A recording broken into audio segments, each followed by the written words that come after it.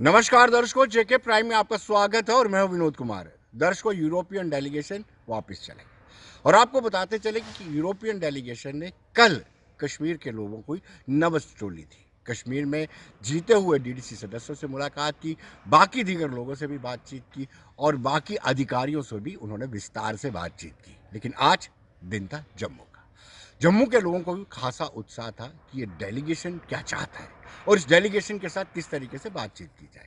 वो डेलीगेशन सीधा एयरपोर्ट से तुरंत चीफ जस्टिस के पास पहुंचा और उनसे जाना कि यहाँ पर न्यायपालिका की क्या हालत है, और उसके बाद राजभवन में पहुंचे और राजभवन में उपराज्यपाल मनोज कुमार सिन्हा से उन्होंने विस्तार से बातचीत की। और मनोज कुमार सिन्हा ने भी उनको डिटेल में बताया कि 370 में संशोधन और 35 के हटने के बाद किस तरीके से लोगों का समर्थन मिला है और यूटी बनने के बाद केंद्र सरकार का सीधा हस्तक्षेप होने के बाद विकास की रफ्तार कितनी तेज है, उन्होंने डिटेल से बताया।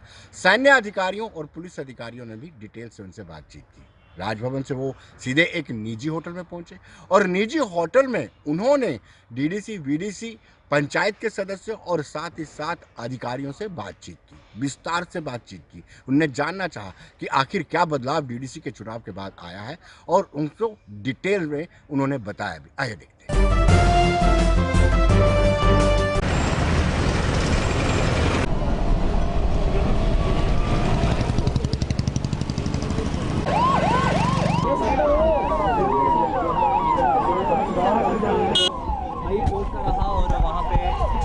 से N24 फौरन हैं। अब ये प्रतिनिधिमंडल जो है वो आना शुरू हुआ है। बांग्लादेश और बाकी कई बोलीविया, इसके साथ चिले, लबोर और ये लोग हम लोगों से जब बात करेंगे तो सच्चाई सामने लाने के लिए ये लोग जो हैं वो बताएंगे कि आखिरकार इनकी बात जो है वो क्या हुई है और क्या चीज़ें निकल कर यहाँ पर सामने आती हैं, क्योंकि बेहद महत्वपूर्ण ये था। अलग अलग देशों के राजनयिक जो हैं यहाँ पर पहुँचे हैं।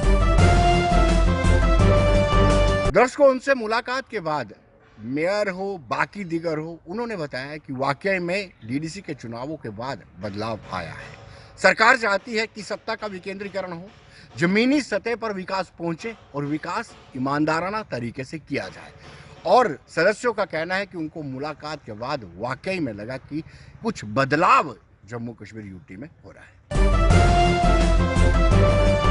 आज जो हमारी जो बैठक हुई है इसमें हम लेडीज से यही सवाल था कि हमें जो कंपेनिंग के टाइम कोई ऐसी दिक्कत तो नहीं आई है, तो हमने उनको यही बताया कि जो हमारा 370 जो टूटा है और स्पेशली जो हम लेडीज़ को 33% जो आरक्षण मिला है, इसके चलते ही आज हम उनकी बैठक में बैठे थे। आज हमारी जो फीमेल्स हैं, जो हम औरतें हैं, सरपंच हैं, पंच हैं, वीडीसी चेयरमैन है, डीडीसी चेयरमैन है, तो उनका यही सवाल था हम लेडीज़ को लेके। जो 24 देशों के डेलीगेशन आए थे, हमने उनसे बात की है, उनको बताया है कि जम्मू कश्मीर के हालात अभी पहले से काफ़ी बेहतर हैं, क्योंकि जम्मू कश्मीर से 370 और 35 हटने से हम जो 73 सालों से हर वजह से वंचित थे, आज हमें जहां से जम्मू कश्मीर में अपना वोट डालने का अधिकार मिला है, जहां के नागरिक बने हैं। अभी हमारे बच्चे जो हैं वो सेंटर गवर्नमेंट की सर्विस भी कर सकते हैं, जम्मू कश्मीर गवर्नमेंट की सर्विस भी कर सकते हैं, और भी कुछ ऐसी सुविधाएं हैं जो पहले नहीं थी, अभी हमारे को लागू हो गई हैं। इसके लिए हम सेंट्रल गवर्नमेंट का धन्यवाद करते हैं, जिन्होंने जम्मू कश्मीर से 370 और 35 को हटाया है और हमारे को भी वोट डालने का अधिकार दिया है। डेलीगेशन से मिलने वाले लोगों का यह भी मानना है कि डेलीगेशन संतुष्ट है। जिस तरीके से पाकिस्तान प्रोपेगेंडा फैला रहा है, दुष्प्रचार इंडिया के खिलाफ कर रहा है, उसका कोई भी असर डेलीगेशन पर देखने को नहीं मिला। जो सदस्य मिल करके आए, उन्होंने विस्तार से बताया कि वाकई में डेलीगेशन के लोग, सदस्य जितने भी हैं, वो खुश हैं। उनको लगता है कि बदलाव का जो सिस्टम है जो जम्मू कश्मीर में अब आया है और अब विकास होगा और डेलीगेशन संतुष्ट होकर के गया है। संपन्न होने के बाद यहाँ के लोगों का किस तरह उसमें पार्टिसिपेशन रहा, और जो हमारे लोग उसमें जो विषय रख रहे थे, जिन लोगों ने जानकारी दी, उन्होंने बताया कि किस तरह यहाँ पे 51% फर्स्ट टाइम जो वोटिंग लोकल बॉडीज़ में हुई है, और जो कॉन्स्टिट्यूशन ऑफ इंडिया का जो जितने भी प्रोविज़न थे 370 हटने के बाद वो सारे के सारे जम्मू कश्मीर में लागू हुए हैं। बड़ा इंपॉर्टेंट है उसमें 73rd 74th अमेंडमेंट एक्ट जो पंचायत को एम्पावर करता है और हमारी म्यूनसिपल बॉडीज़ को एम्पावर करता है, वो आज जम्मू कश्मीर में लागू हो चुका है। और उसके साथ ही जो हमारा पंचायती राज इंस्टीट्यूशन का 3 टायर सिस्टम है, जिसमें पंचायत जिसमें BDCs और DDC आते हैं, वो भी प्रैक्टिकली जम्मू कश्मीर के अंदर संपन्न हो चुके हैं। उसके साथ ही हमारी जो महिलाएं हैं उनको 33% रिजर्वेशन इनमें मिला। इसके साथ शेड्यूल कास्ट, शेड्यूल ट्राइब लोगों को भी रिजर्वेशन मिला है। और बड़ा अच्छा लगा कि लोगों ने, और इसमें उन्होंने जब पूछा कि किस किस पार्टी के लोग थे, किस तरह लोग जीत के आए, तो उसमें बताया गया कि भारतीय जनता पार्टी के 75 जो लोग इसमें जीत के आए हैं, 67 नेशनल कॉन्फ्रेंस के हैं, 27 PDP के हैं। और बड़ा इंटरेस्टिंग ये था कि 50 लोग इंडिपेंडेंट जीत के आए हैं, जिसमें 31 लोग कश्मीर से जीत के आए और 19 लोग जम्मू में जीत के आए। बीच में जो डेलीगेशन गया उसमें काफ़ी सारे पढ़े लिखे लोग भी थे, मास्टर्स लोग भी थे, उसमें कुछ MBA किए हुए लोग भी थे, महिलाएं भी थी।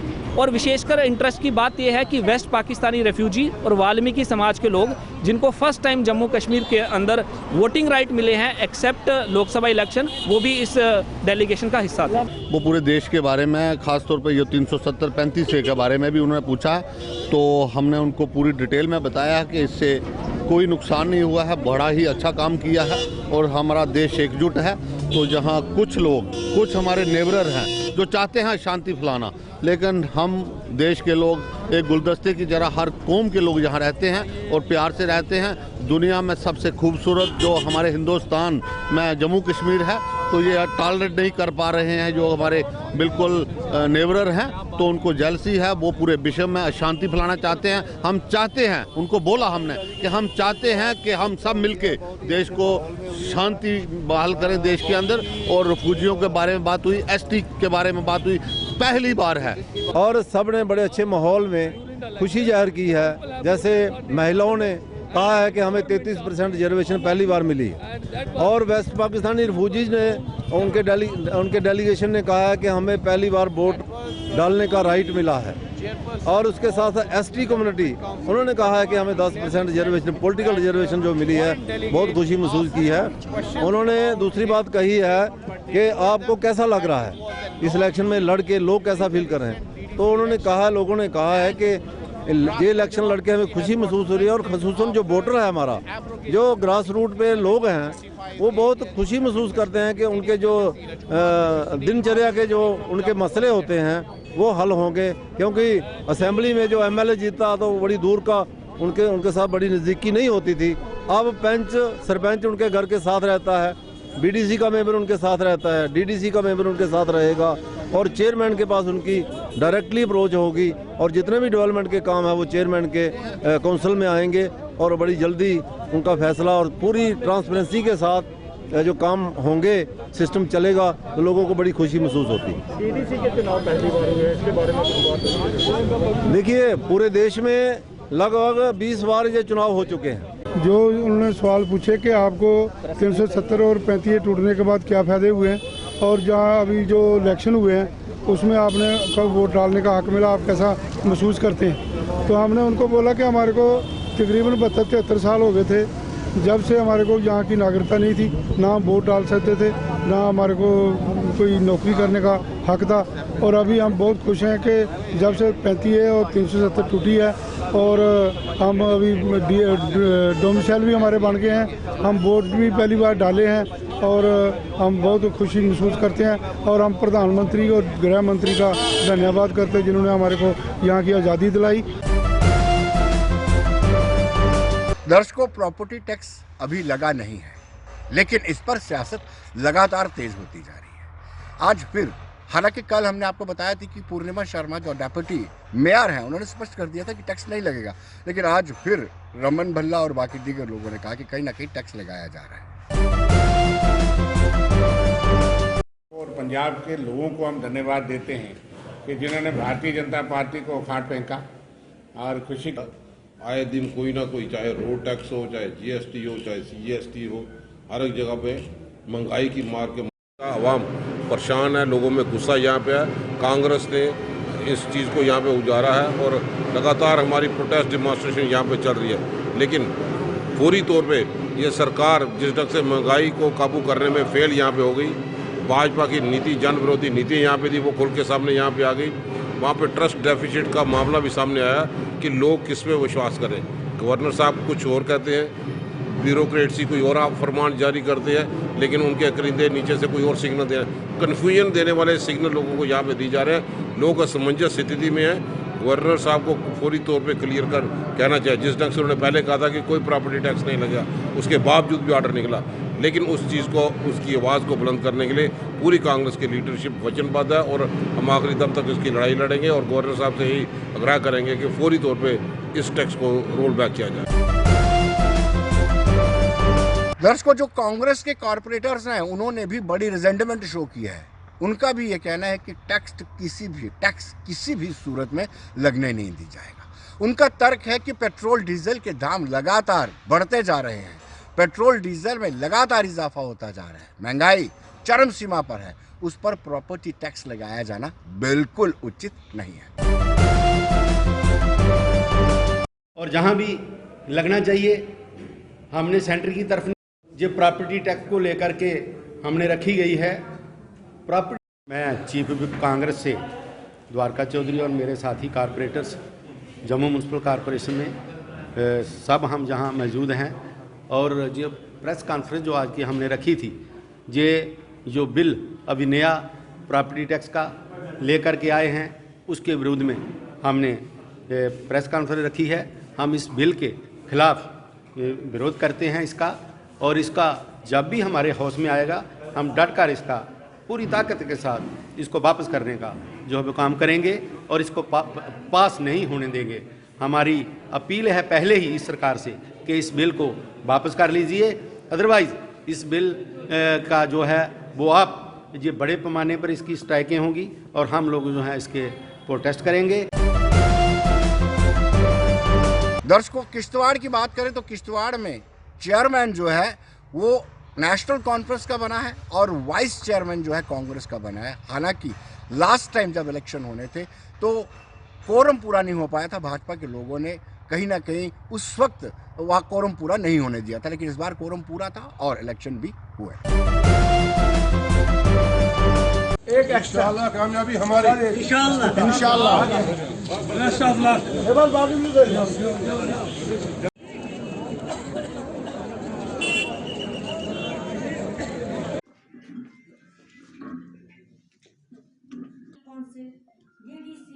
वाइस चेयरमैन जिला किश्तवाड़ 1 2 3 4 5 6 7 में वीडियो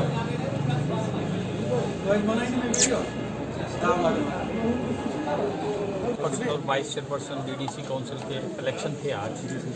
चेयरपर्सन के लिए पूजा ठाकुर जो 8 वोट लेके जीत होगी और वाइस चेयरपर्सन के लिए साइमा शबीर लोन जिन्होंने 7 वोट लिए हैं ट्रायंगुलर कंटेस्ट में जी, तो वो विजयी। तहे दिल से कितना हम लोगों ने क्या क्या सहा है इन दिनों, ये मेरे काउंसिल मेंबर्स को ही पता है, बट हम लोग अटल रहे एक ही जगह पे।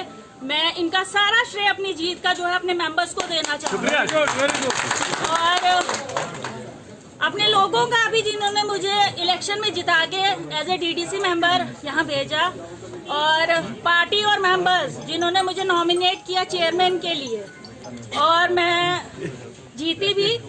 तो यही कहना चाहूंगी कि काम करूंगी लोगों के लिए, पूरा डिस्ट्रिक्ट किश्तवाड़ के लिए।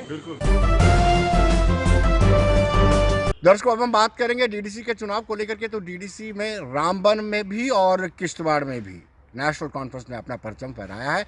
रामबन की बात करें तो दोनों ही वाइस चेयरमैन और चेयरमैन नेशनल कॉन्फ्रेंस के बने हैं।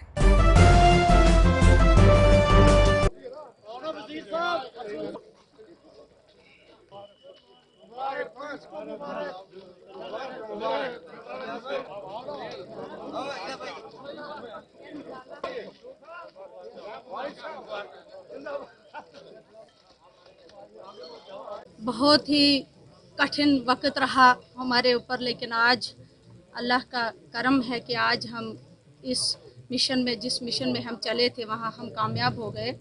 मैं यहाँ इस मंच से आपके माध्यम से अपने डीडीसी काउंसलर्स का, अपनी नेशनल कॉन्फ्रेंस की टीम का और जो हाल ही हमारे साथ 3 डीडीसी काउंसलर्स ज्वाइन हुए हैं नेशनल कॉन्फ्रेंस, उनका शुक्रिया अदा करना चाहूँगी जिन्होंने इस नेशनल कॉन्फ्रेंस को और मजबूती से पकड़ा और आज हम इंडिपेंडेंटली नेशनल कॉन्फ्रेंस पार्टी का पूरा कौंसिल बना सके। दर्शकों, जम्मू एयरपोर्ट में गिरफ्तार करने के बाद शेर अली, जो कुवैत से रैकेट चलाता था, कुवैत से नार्को टेररिज्म चला रहा था, उसको आज मेंढर ले जाया गया और मेंढर में उससे पूछताछ होगी। एक लंबा अरसे तक इंतजार था और पुलिस को ये बड़ी कामयाबी मिली है।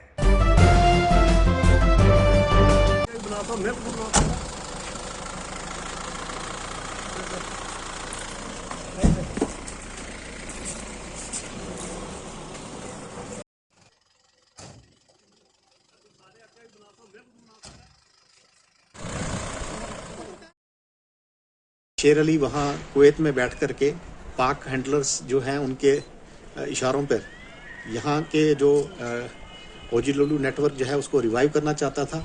और इसी के सिलसिले में जब हमें ये पता चला कि ये इस समय कुवैत में है, तो हमने इसकी जो मूवमेंट है उसको ट्रैक करना शुरू किया। और जब ये कल जम्मू एयरपोर्ट पे पहुंचा तो हमारी टीम जो है, जिसमें SGPO मेंढर ज़हीर और उनके साथ जो उनके लड़के थे, उन्होंने वहाँ उसको गिरफ़्तार किया और अभी ये पुलिस स्टेशन मेंढर में रखा गया है। और जो भी लीगल फॉर्मेलिटीज़ हैं वो हम लोग कर रहे हैं और फर्दर जो इसकी क्वेश्चनिंग होगी उसी से पता चल पाएगा कि आगे इसके और क्या प्लान थे और किस तरह के मंसूबे लेकर के ये चल रहा था। सर कौन सा था सर? ये एक नया आउटफिट है, जम्मू कश्मीर गजावल हिंद जो है वो उस नाम का ये टेररिस्ट ऑर्गेनाइजेशन है जो यहाँ के लोगों को ओजी लुलू नेटवर्क में लाना चाहती थी और मिलिटेंसी को जो है वो रिवाइव करना चाहती थी। दर्शकों, हमने डॉक्टर रोहित लाहौरी से बातचीत की, विस्तार से बातचीत की। आइए देखते हैं उनका क्या कहना है। दर्शकों, इस वक्त हमारे साथ पैलेटिव केयर के नोडल ऑफिसर, JNK के nodal officer doctor Rohit Lahori ji हैं।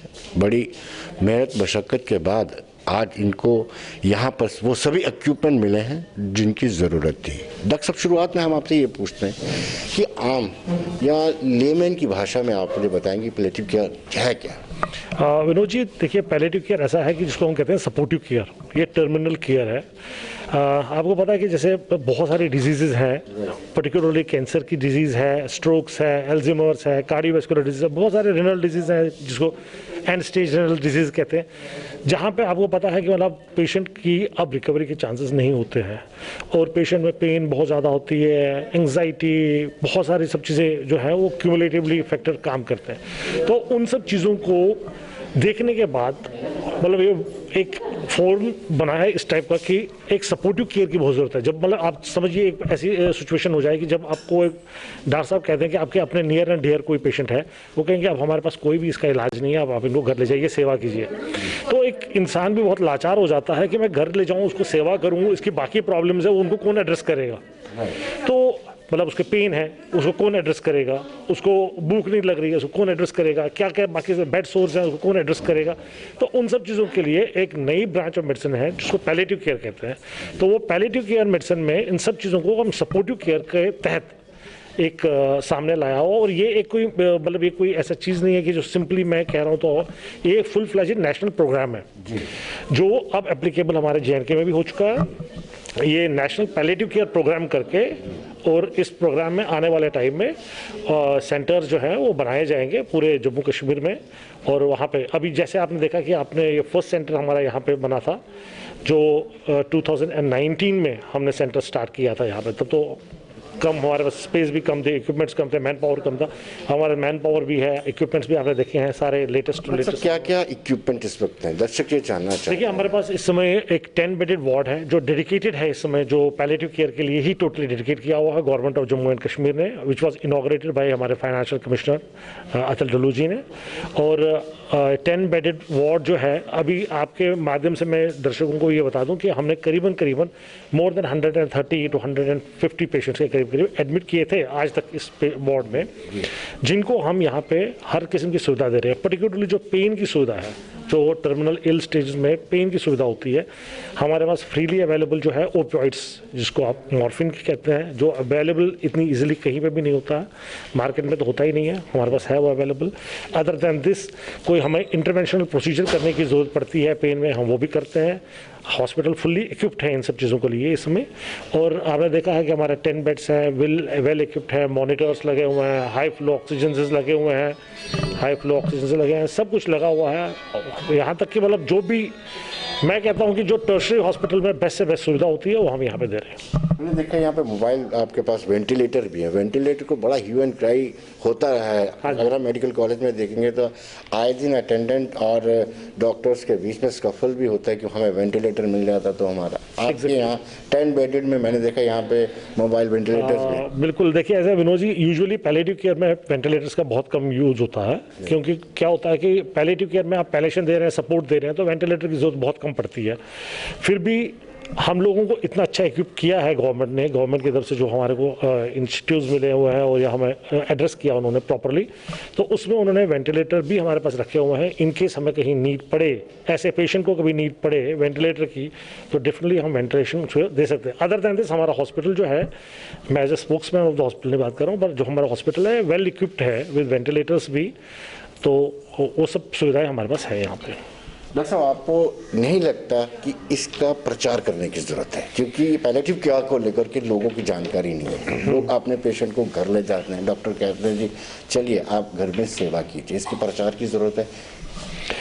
विनोद जी, वाकई में आपका ये जो क्वेश्चन है, ये $1 मिलियन क्वेश्चन है कि क्या वाकई में प्रचार की जरूरत है। देखिए, जैसे हमारे पास एक पेशेंट यहाँ पे ऑलरेडी एडमिटेड है, हमें आज ही एडमिट किया हुआ है, तो इनको भी एक डॉक्टर साहिबान ने हमारे पास भेज दिया है सपोर्टिव केयर के लिए। डॉक्टर्स में अवेयरनेस है इस चीज़ को लेके कि सपोर्टिव केयर का टाइम आ चुका है, सपोर्टिव केयर का टाइम आ चुका है, पर लोगों में डेफिनेटली इसमें काफ़ी जागरूकता की ज़रूरत है कि क्या जब उस स्टेज पे पेशेंट पहुंचता है, क्या हमारे पास कोई ऐसा डॉक्टर है जिसके साथ हम कोई चीज़ शेयर कर सकते हैं, क्या ऐसा स्टाफ है हमारे पास, इतना इक्विप्ड है कोई इंस्टीट्यूशन जहां पे आप इन सब टर्शरी पेशेंट्स को जो है टर्मिनली इल पेशेंट जो है, क्या हम इनको कोई चीज़ की सुविधा दे सकते हैं। तो मेरा जवाब यही होगा आपको कि आपके माध्यम से, पर्टिकुलरली मीडिया के माध्यम से, इस मैसेज को जितना डीप लिया जा सकता है, और सोसाइटी को इस चीज़ की नीड है। आने वाले टाइम में palliative care is going to be the main care, क्योंकि जिस तरीके से आप देख रहे हैं आबादी बढ़ रही है, बीमारियां बढ़ रही हैं, बाकी सब चीज़ें हैं, तो टर्मिनली इल केयर जो है इसमें, हाँ एक चीज़ मैं और आपके माध्यम से बताना चाहूँगा विनोद जी, जो आप पैलिएटिव केयर को देखेंगे तो पैलिएटिव केयर में बहुत इंपॉर्टेंट जो चीज़ है वो है एक डिसीजन मेकिंग, कि हमने करना क्या है। और डिसीजन मेकिंग बहुत इंपॉर्टेंट है। इसमें हम फैमिली को भी साथ में लेते हैं, फैमिली की मीटिंग्स होती हैं, और उन सब चीज़ों को लेके उसके जो पेन के सिम्टम्स हैं, पेन के सिम्टम्स को हम उसके गोल ऑफ केयर कि क्या क्या केयर करना है उसको गोल्स बना लेते हैं कि उनमें से केयर किस किस चीज़ को करें। एक good communication between the attendants, patient और हमारे में, ब्रेकिंग ए बैड न्यूज़ वो भी बड़ा इंपॉर्टेंट है इन सब चीज़ों में। और सबसे इंपॉर्टेंट चीज़ है एक एडवांस डायरेक्टिव्स, हमें आगे फाइनली क्या डायरेक्टिव्स करने हैं वो एडवांस डायरेक्टिव्स हमारे को पता होना चाहिए। कुछ पेशेंट्स ऐसे भी होते हैं जिन लोगों को हम हॉस्पिटल की सुविधा जो है वो कहते हैं कि नहीं हॉस्पिटल की सुविधा में नहीं रहना चाहते हैं, तो हम सर उसके लिए पैलिएटिव केयर के साथ ही एक एडजॉइनिंग एक चीज़ बनती है जिसको हम हॉस्पाइस केयर कहते हैं। Hospice care, hospice same hospital से बाहर घर जैसी सुविधा पर हॉस्पिटल के ही पैटर्न पे होती है, जिसको हॉस्पाइस केयर कहते हैं। लेकिन डॉक्टर साहब, आपकी ओपीडी तो आपको सेटिस्फाई कर रही है, इस तरीके से तादाद बढ़ रही है, आपने नहीं सोचा होगा इतनी जल्दी लोग इस चीज़ को समझेंगे, ये कुछ सेटिस्फेक्शन तो आपको होता होगा? बिल्कुल सेटिस्फेक्शन। देखिए इसमें विनोद जी, इस जो पैलिएटिव और पेन केयर है इसमें ऑटोमेटिकली एक सेटिस्फेक्शन है, क्योंकि आपके रिजल्ट्स जो है ना, दो पैलिएटिव केयर में आप रिजल्ट्स पेन को लेके या सिम्टम्स को लेके करते हैं, पर पेन को लेके जो मैं बात बता रहा हूँ, पेन को जब आप तुरंत बिल्कुल बहुत फास्ट एक रिलीफ दे देते हैं पेशेंट को, तो मुझे लगता है कि उससे पेशेंट को उससे ज़्यादा कुछ चाहिए नहीं होता है। That is the best think, जिसके लिए पेशेंट बेचारा दर-बदर होता है कि मेरे को पेन का फटाफट रिलीफ मिल जाए। हाँ, सेटिस्फेक्शन आप कह सकते हैं, फुल्ली सेटिस्फाइड हूँ मैं अपनी जो मैंने चुना जिस चीज़ को लेके, और जिस चीज़ के लिए मेरे को सहयोग भी मिला, चाहे हमें एडमिनिस्ट्रेटिव सपोर्ट मिला अपने हॉस्पिटल से, चाहे government of Jammu and Kashmir से, चाहे हमारे डायरेक्टरेट हेल्थ सर्विसेज से, तो वाकई में मैं ये मानता हूँ कि इट्स एक बहुत अच्छा इनिशिएटिव था गवर्नमेंट ऑफ इंडिया की तरफ से और गवर्नमेंट ऑफ जम्मू कश्मीर की तरफ से, which is going to fulfil the dreams of many people. Doctor साहब, आखिरी सवाल आपसे, गांधीनगर के बाद कहाँ पर ये खोले जाएंगे? देखिए विनोद जी, हमने जो प्रपोजल सबमिट किया हुआ है, तो उस प्रपोजल में हमारे पास जो एज ए मैं जम्मू कश्मीर की बात कर रहा हूँ, तो हमने फ़िलहाल 5 के लिए हमने प्रपोजल दिया हुआ है कि 5 हम स्टार्ट करेंगे। It is up to the government to decide कि वो कहाँ पे स्टार्ट करते हैं। जो जहाँ पे हमें नीड लगेगी तो हम स्टार्ट करेंगे, बट आने वाले टाइम में हम कोशिश करेंगे कि ये सुविधा हर डिस्ट्रिक्ट हॉस्पिटल में मिले, ये सुविधा हर डिस्ट्रिक्ट हॉस्पिटल जम्मू कश्मीर में मिले, और मेडिकल कॉलेज जितने भी नए हैं उनमें भी ये सुविधा होनी चाहिए, डेफिनेटली आएगी भी और आने वाली है ये। और हम इस केयर को, जो terminally ill care palliative care है, will try to make possible कि जो पेशेंट्स हमारे पास आ रहे हैं दूर दराज से, उनके घर तक ही हम ये अवेलेबिलिटी पहुँचा दें। मतलब पेन स्पेशलिटी की किल्लत तो है, ये आपको मान के चलना पड़ेगा। और क्या आपको नहीं लगता है कि इसको ऑनलाइन किया जाना चाहिए, एक स्टेशन हो जिसमें सभी सेंटर्स उनके उसके साथ जुड़े हुए हैं, और वहाँ पे जो सीनियर हो वहाँ से मॉनिटर करे और डॉक्टर्स को या जो स्टाफ है उसको डायरेक्शन पासन करता रहे? देखिए, अब आजकल तो ऐसा है कि रोज सारा ऑनलाइन वाला सिस्टम ही है, और ऑनलाइन सिस्टम के कुछ अपने फ़ायदे भी हैं, कुछ नुकसान भी है। नुकसान ये है कि आप डायरेक्टली पेशेंट के साथ इंटरेक्शन जो होती है 1-to-1 जो आप फेस नहीं कर पाते हैं, और आपने इस चीज़ को देखा भी होगा कि जो कोविड के टाइम में सारा सिस्टम जो है वो ऑनलाइन में ही चला गया था, मगर कहीं ना कहीं जो पेशेंट को सेटिस्फेक्शन नहीं मिलती है डॉक्टर के हाथ ना लगाने की वजह से, वो फील नहीं करता है कि मैं सिक्योर्ड हूँ या मेरे को डॉक्टर ने देखा, तो वहाँ पे कहीं ना कहीं हमारा बैरियर बनता है। बट डेफिनेटली जैसे आपने ये देखा कि गांधीनगर हॉस्पिटल जो है ये नोडल सेंटर है, JNK की पैलेटिव केयर की ट्रेनिंग के लिए भी ये नोडल सेंटर है, मेन सेंटर है। तो हमारे पास जो डॉक्टर साहिबान आएंगे ट्रेनिंग के लिए, जो स्टाफ आएगा फील्ड से हमारे पास, नर्सेज आएंगे स्टाफ से हमारे, तो हम उनके साथ एक व्यवस्था बना के रखेंगे, उनके साथ एक प्रॉपरली हमारी एक टाइप होगी। उनको जब भी कोई प्रॉब्लम होती है या कोई प्रॉब्लम होगी, क्योंकि इतना जितना ये वेल इक्विप्ड है इस समय, तो मैं समझता हूँ कि मतलब this is as good as a tertiary hospital. तो डेफिनेटली उनको फाइनली हमसे जो है जो भी मदद चाहिए होगी हम उनको देने को तैयार रहेंगे। बहुत बहुत शुक्रिया आपका, धन्यवाद। तो दर्शकों, बने रहिए देश दुनिया की खबरों के लिए और मुझे दीजिए इजाजत। नमस्कार।